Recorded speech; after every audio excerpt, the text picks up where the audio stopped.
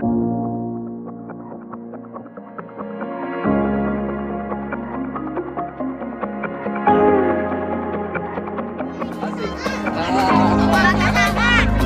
bosan, jangan bosan. Pasti dapat, pasti dapat.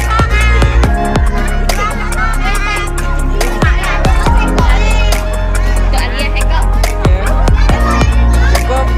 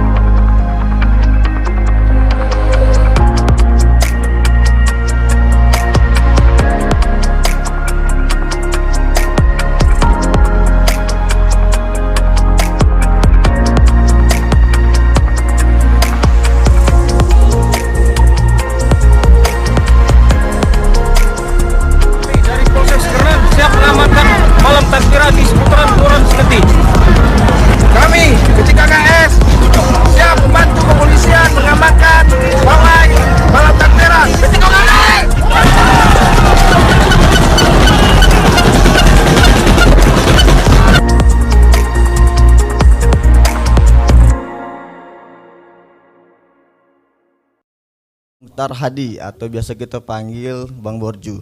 Nah, tapi sebelumnya kalau biasanya kita kalau di nasional kita ada Sujiwo Tejo. Nah, mungkin kalau di Muara Jambi kita ada Bang Borju.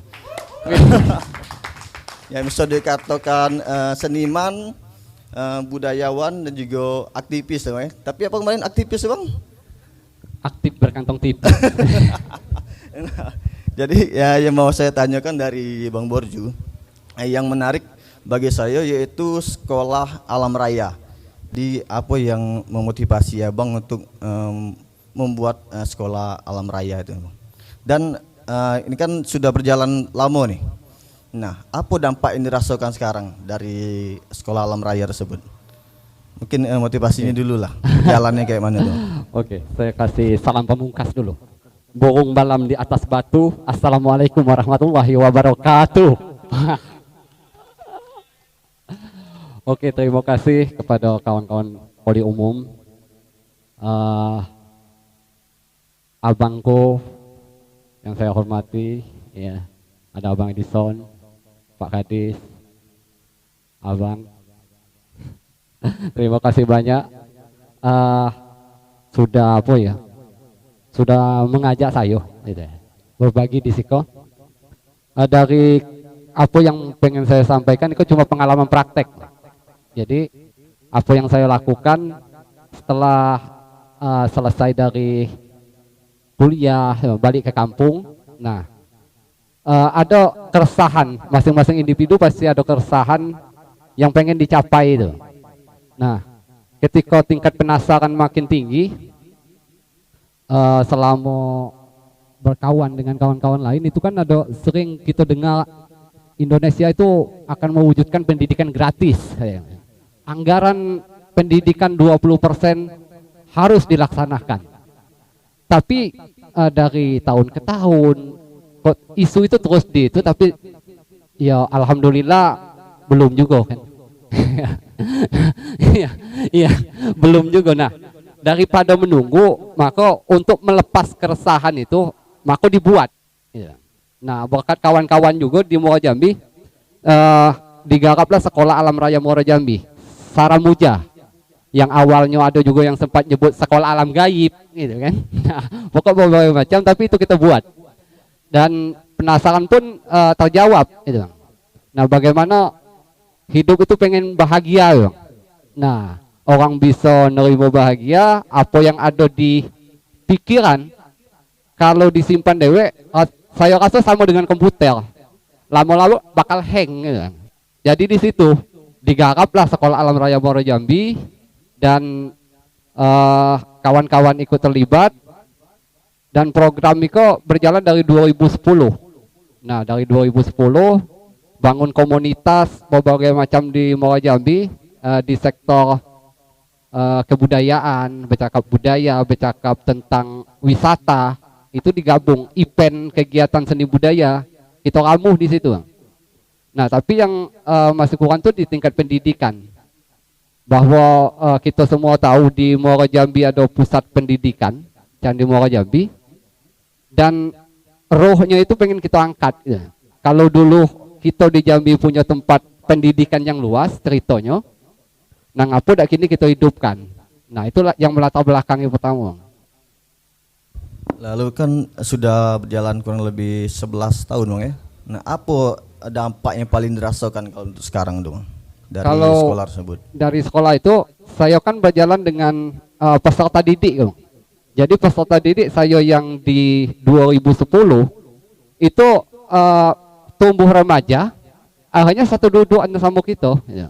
Dan saya tengok di saking dari beberapa siswa itu ada yang kalau bahasa kita yang satu alur, satu frekuensi kalau bahasa kumpenya itu kan.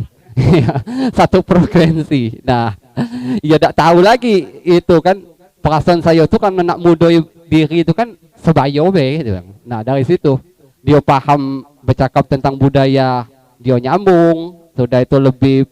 Jadi kerja kalau dulu saya Pak Ahok kan cuman orang-orang itu, kalau kini alhamdulillah kan banyak tenaga. Nah, banyak tenaga dari apa yang kita perbuat dulu. Nah, tidak bisa dengan materi yang bisa kita terima, paling ada kawan, ya, ada adik kita yang ikut berjuang sama dengan kita. Yang itu. Yang jelas kalau untuk sekarang berarti lebih banyak dampak positifnya Bang ya. Ya. Selanjutnya Bang, untuk abang-abang juga, kita kan tahu kompleks percandian Muara Jambi itu kan itu sebenarnya sudah berbeda budaya dan juga berbeda keyakinan dengan orang-orang atau mayoritas penduduk di situ. Nah, tapi yang saya lihat Bang, kalau saat ada perayaan Buddha kayak terus ada berjalan situ, dan juga candi-candi situ nampaknya terawat dengan baik. Nah, kayak mana abang pemuda di situ dan juga mungkin orang tua-tua di situ yang mungkin alim ulama yang juga bisa menjaga budaya tersebut, cagar budaya tersebut, dan juga menerapkan nilai-nilai toleransi itu. Kalau di sana masyarakat bukan saja di Muara Jambi, tapi nampaknya Jambi balik ke titik awal dengan kalau bahasa adat bersendikan sarak bersendikan kitabullah. Saya tengok yang lama terpendam itu kini mulai generasi itu mencari titik itu. Nah, jadi bercakap mengenai keyakinan itu boleh per individu gitu, tapi kita punya adat itu. Nah, bagaimana bisa menghormati dan masyarakat di sana untuk kita bentuk itu, bagaimana menceritakan, mengulas balik siapa leluhur. Ya. Nah, dari mana wilayah itu? Dulu ada ya sama-sama makhluk Tuhan, gitu, yang cuma beda keyakinan, tapi kini di sana mayoritas Muslim. Itu kita bangun toleransi itu. Kita cuman bercakap sebatas ajaran.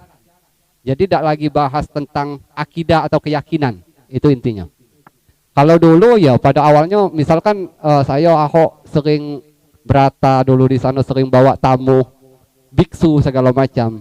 Ada juga selentingan kan masyarakat, ngapo nak pindah agama. Tapi kan kita jawab dengan lelucon lah. Jangankan nak pindah agama yang pertama ikobe belum tuntas gitu. Kaki kebanyakan anak aku gitu, ya. Iya, cuman itu jawaban kita, Bang. Kita tuntaskan dulu keyakinan kita. Nah, akhirnya kan itu kita buktikan dengan kesadaran masyarakat Muara Jambi pada umumnya, bahwa setiap materi yang ada di kawasan situs itu seperti patung, candi, yang dahulunya banyak juga yang fanatik sumbu pendek, dibakar dikit meledok, gitu ya. Nah, itu kita cuma mengulas nilainya, sama seperti kitab suci Al-Quran, cuma kertas biasa difotokopi banyak, ngapa harus ditaruh di atas, tidak di lantai, gitu. Nah, pemahaman itu bagi mengapa patung itu dianggapnya suci, ya mungkin hampir sama, cuman ada nilai yang di dalam patung itu. Nah, sehingga pribadi saya pun sampailah saya punya anak saya pun saya kasih nama patung itu, gitu. Prajna Paramita. Itu.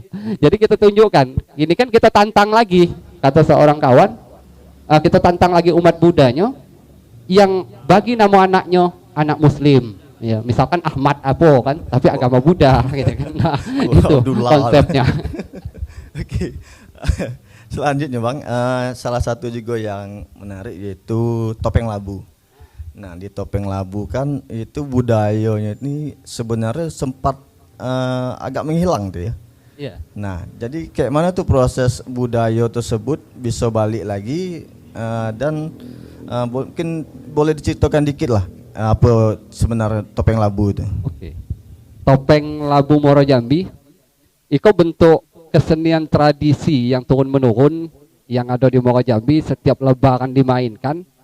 Sehingga suatu waktu di 2009, karena masyarakat kan keterbukaan informasi pun belum kemana orang-orang tua tuh nak cerita. Cuma sekedar cerita, tapi belum dipublish. Nah, akhirnya saya punya kawan dari Kompas, Mbak Irma namanya, berupaya untuk menggali itu. Saya datanglah hampir 1 bulan itu ke orang-orang tua di situ yang usianya sudah 60 tahun. Nah, dia punya cerita bahwa kawasan itu dulu tersebar penyakit kusta. Nah, orang yang terkena kusta itu harus diasingkan. Kalau kini physical distancing, diasingkan ke hutan.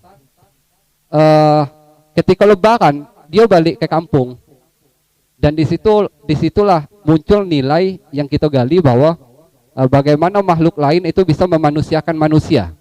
Nah, terus berjalan sampai kini, dan data itu kita dapat, dan alhamdulillah di sekolah formal pun di Muara Jambi sudah mulai masuk itu, Bang. Sudah mulai masuk materi itu.